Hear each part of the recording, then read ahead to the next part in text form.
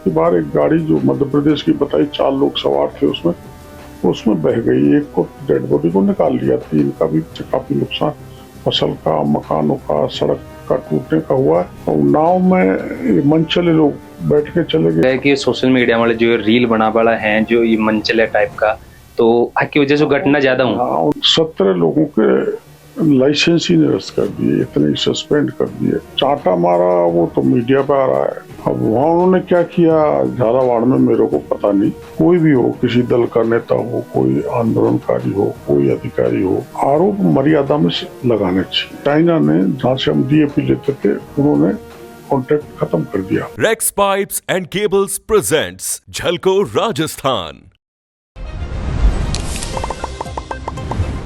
राम राम साहब, बहुत बहुत स्वागत है थारो झलको पे। मैं तारे साथ बबलू। आज हमारे साथ में मौजूद हैं राजस्थान का कैबिनेट मंत्री किरोड़ी लाल मीणा जी। सर, आज जो सवाई माधोपुर के अंदर घटना हुई है इसके बारे में कुछ जानकारी अभी तक मिली है?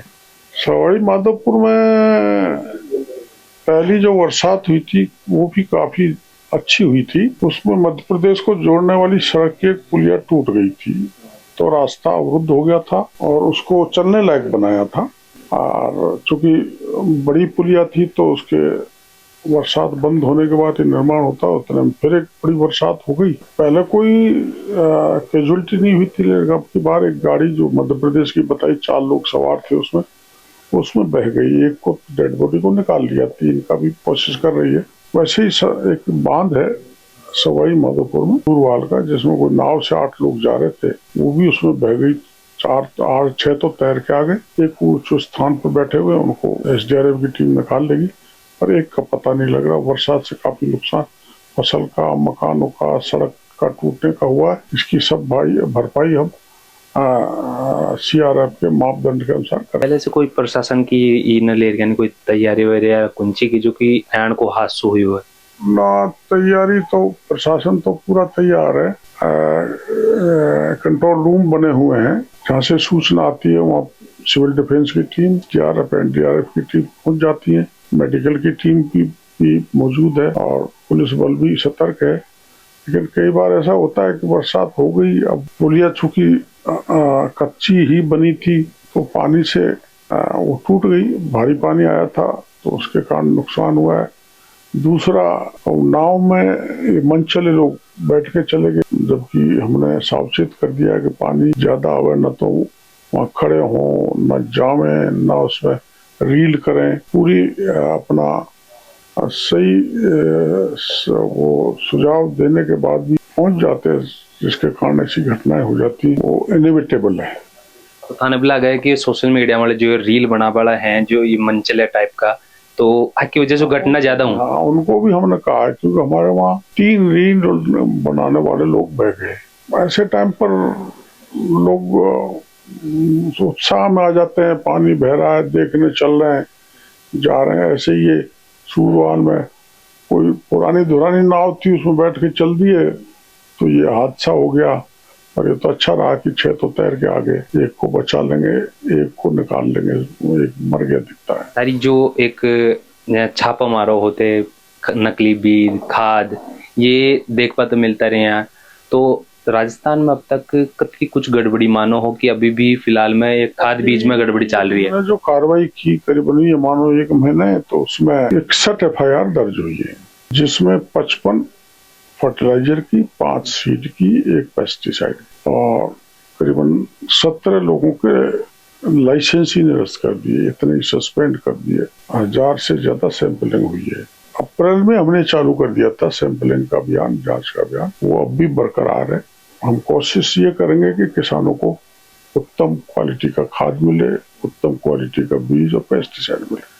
राजस्थान का कौन सा इलाका में सबसे ज्यादा ये गड़बड़ी देख पता नहीं मिली? पहला तो हमको किशनगढ़ अजमेर में मिला था, उसके बाद उदयपुर में मिला था, फिर गंगानगर में सीड्स की गड़बड़ मिली। वैसे पूरे राज्य में जहाँ जहाँ भी गड़बड़ मिली, अभी एक नमक से DAP बनाने का प्लांट पकड़ा है सूरतगढ़ में, विराटनगर, शाहपुरा में, तो चारों तरफ हमारी टीम सक्रिय है।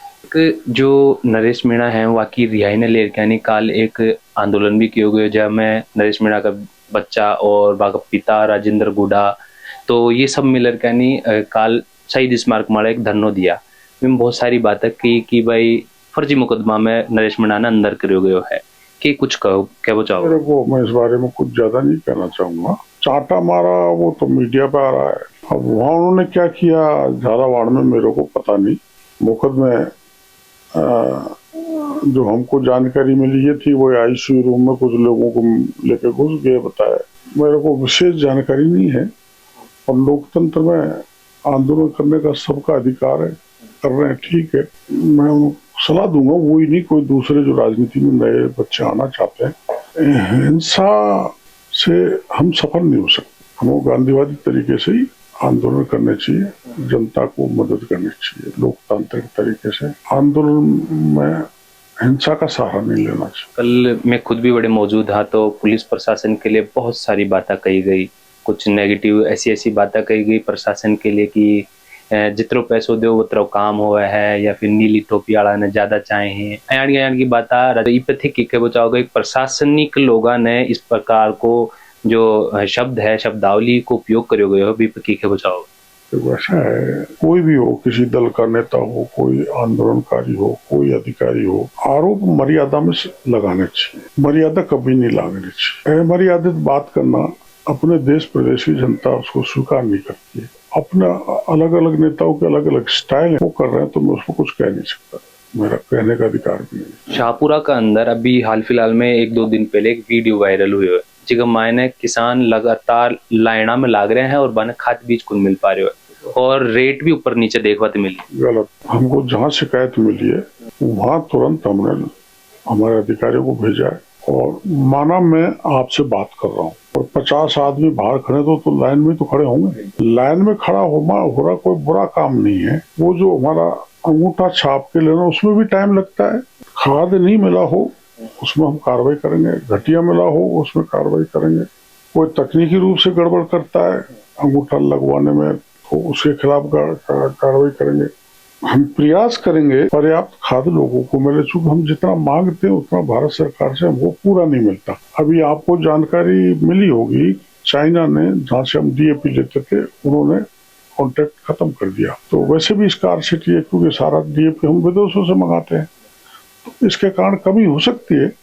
लेकिन मैं भी मुख्यमंत्री जी भी फर्टिलाइजर मिनिस्टर साहब से मिलकर निवेदन करके आए और हमने ये भी कहा कि चूंकि हमने छापेमारी मारी है पहले बार देश में घटिया खाद के लेके बड़े पैमाने पर तो मैन मेड स्कार्सिटी हो सकती है, तो उन्होंने कहा नहीं अपनी कार्रवाई चलती रहनी चाहिए, किसानों के साथ कोई धोखा नहीं हो, हम पूरी व्यवस्था करेंगे, ये भरोसा माने ना राजनीति। एक अंतिम सवाल था उसको चाहूंगा कि जो खाद बीज जो डीएपी वगैरह मान लो यूरिया मान लियो या को स्टॉक करके नहीं और ब्लैक में जो धंधो चाले इको पर की प्रकार की मॉनिटरिंग करी जाएगी। करते हैं उस पे हमने एक तो अब की बार तो हम नहीं कर पाएंगे लेकिन अगली बार तक हम ऐसी व्यवस्था कर देंगे पूरा कि फलाने किसान के पास इतनी जमीन है उसको इतने कट्टे की मिलेंगे। अभी कुछ ऐसे लोग भी हैं क्योंकि हम आधार कार्ड के ऊपर दे रहे जिनका आधार कार्ड तो है लेकिन जमीन नहीं, ऐसे ही उन लोग अलग तरीकों से इकट्ठा कर रहे हैं। वो एक स्कार्सिटी या कमी करने का एक तरीका है, उसके कारण हायतोबा मचती है। तो अगली बार हम इन व्यवस्थाओं को सुधार देंगे। राजेंद्र राठौड़ के साथ में एक हंसते हुए वीडियो था और अभी थोड़ा दिन पहले सोशल मीडिया पर खूब वायरल हो रहा है कि कुछ बातें हुई। वो हमारे मित्र हैं, एक साथ हम मंत्री भी रहे, संगठन में भी काम किया है और प्रतिपक्ष के नेता रहते हुए उन्होंने प्रदेश की जनता के सारे जो जनहित के मुद्दे थे उनको बड़ी मजबूती से उठाया है।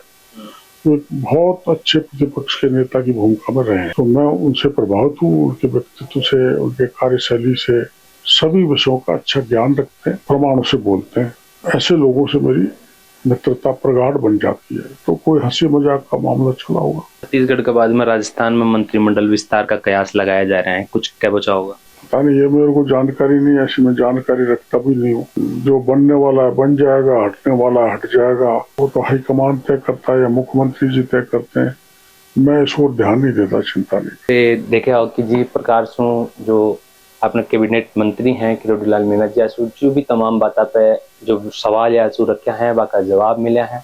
और बाकी जो आगामी जो मास्टर प्लान ये बता रहे हैं कि यूरिया डीएपी कोई भी प्रकार को किसान से रिलेटेड जो बिना हक है वो मिलना चाहिए, बी के लिए एक मास्टर प्लान या कन तैयार है जो आने वाले दिनों में राजस्थान में लागू करो जाएगा। अब की बार तो ना सही, लेकिन अगली बार ये कह रहे हैं कि हो सके है कि वो प्लान राजस्थान का किसानों के लिए लागू करके यानी जमीन के हिसाब से डीएपी यूरिया वगैरह दिया जाएगा। बाकी झलकों के साथ मैं बबलू, कैमरा के पीछे मेरा भाई जतीन। धन्यवाद। राम राम सा।